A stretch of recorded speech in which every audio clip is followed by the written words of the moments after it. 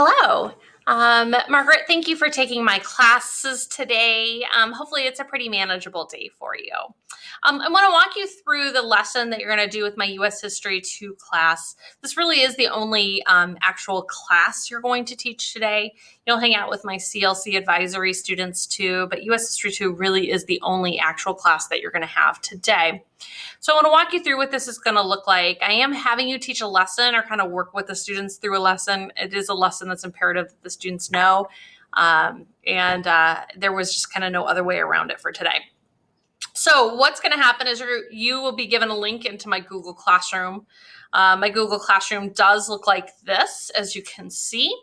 To start the class, you will click on the Meet link, and that will take you to the class itself. And that's how we, operate and kind of get the students on. So you'll turn on that link. I usually try to have it on about 5 minutes before class starts. That's my typical arrangement. And usually my kids kind of pop in right before class. Rarely do kids come in late, quite frankly.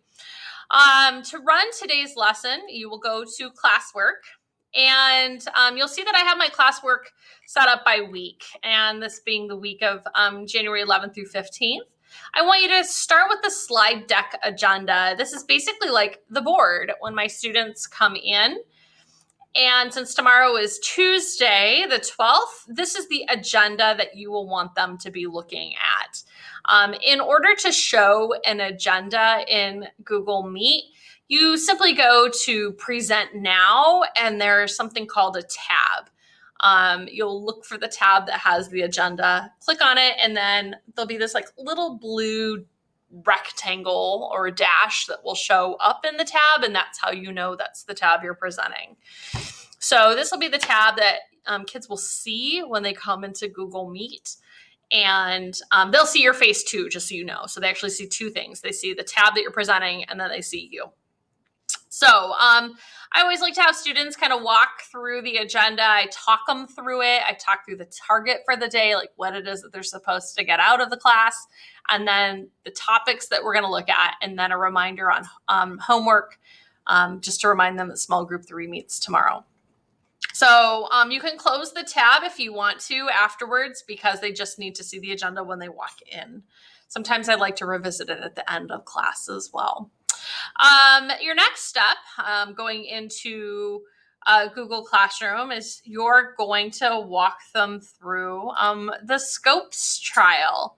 And the Scopes trial was an event that occurred in the 1920s, and it really highlights for us the dichotomy between these like desires to have America move in a more modern direction and then have America move in a more traditional direction. And the Scopes trial is like the perfect epitome of that challenge that's happening in the US. So the students have this on their page too. You can see it, they can see it. We're going to ask that both you and the students click on the slides for the Scopes trial. And this is my opening slide. It's called the essential question. This is sort of the question that we want to answer by the end of class today.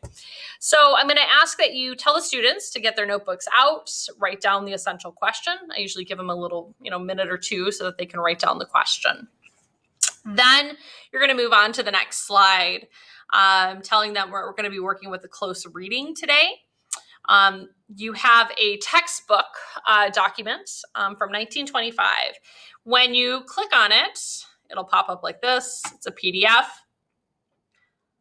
It will come back up on the screen. And again, if the little blue dash, you can hit this to be the slide that presents, or the tab that presents, and then this will show up on the students' Google Meet, just as the other slides have. You may need to go to Present tab and find it that way. Of course, the students also have access to the slides that you're looking at, and so they can pull it up that way too. I'm just asking that you walk them through it. You can read it if you would like to. You can ask them to read it. It's whatever your level of comfort is, quite frankly. But this is a PDF going through the Butler Act, which was a law passed in 1925 in Tennessee, basically making it unlawful for any teacher to teach anything that counters the biblical creation. And so we want students to look at this document and look at it pretty carefully. And as you can see, there's 2 questions on the bottom. I put those 2 questions in the subplans as well. My advice is that you pick one of the students whose names I've identified and say, hey, Carson, as you look at the document, how does this textbook explain where man came from? And generally speaking, the students that I've listed in my subplan are likely to respond to you. So don't hesitate to call them out. They're comfortable and used to that. So it's not that big of a deal. And then you'll ask the second question. After which I'm going to ask you to go back to the slides. And this slide here is the history of religious movements. You can read through the bullet points. You can tell the kids, hey, I want you to put these bullet points into your notes. It's whatever you're most comfortable with. Afterwards, you're going to go to this next slide, which is on the scopes trial. If you click on the blue text, it will take you to a tab that has a short video. So I'd like you to just have the kids watch the video. If you click here at the bottom of the screen, you'll be able to make the video a lot larger. Again, just make sure you're in present mode. The blue dash will need to be on this tab. That's how you know that the kids are looking and seeing it. Okay. Lastly, when you're finished with the video, you can ask the kids to answer these 2 questions out loud. You can ask them to put them into their notes. It's, again, whatever your level of comfort is. You could ask some of the kids that I've highlighted as kids who are comfortable speaking. It's totally your call. The final slide is really the directions for the assignment. The students are going to be given 4 documents A, B, C, and D, and they have to read each document and really analyze the text to understand the source and the contextualization. They have these documents. It is right here in Google Classroom when they pop up, document A, B, C, and D. And then the graphic organizer is also attached. I literally want them to write on the graphic organizer. They have their own copies. So they'll be working through those documents.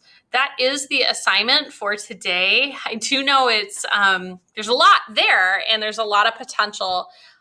Just know I do have a paraeducator in the class. Her name is Cindy Peabody, and she is phenomenal. Kyla Kiefer is also teaching right next door to me, and she does have prep that same time. So if you want to run it through with Kyla, I'm sure she'd be happy to help you. She's actually taught this lesson to her students as well. So she knows the routine of it and can help you kind of like with problem solve any tech issues that you might have during the lesson. That's really the bulk of it. Hopefully, I know it seems like a lot. I write a lot of notes. I'm fairly detailed, but hopefully it makes sense to you. If not, don't hesitate to text me. I'm going to be in a position where I can address texts. I'm getting ready to teach a class for Washington State University, and so they're having me do an orientation meeting tomorrow, which is why I'm going to be missing class on Tuesday. So don't hesitate to ask me questions. I really don't mind at all. And of course, you will be teaching the CLC group as well. At the end of the day, it's my 9th graders, and they're awesome. But the notes on that should be pretty simple and probably don't need a whole lot of explanation. So, Margaret, don't hesitate to reach out to me if you need help. And if you're stuck on anything, I'm happy to assist as needed. Thanks.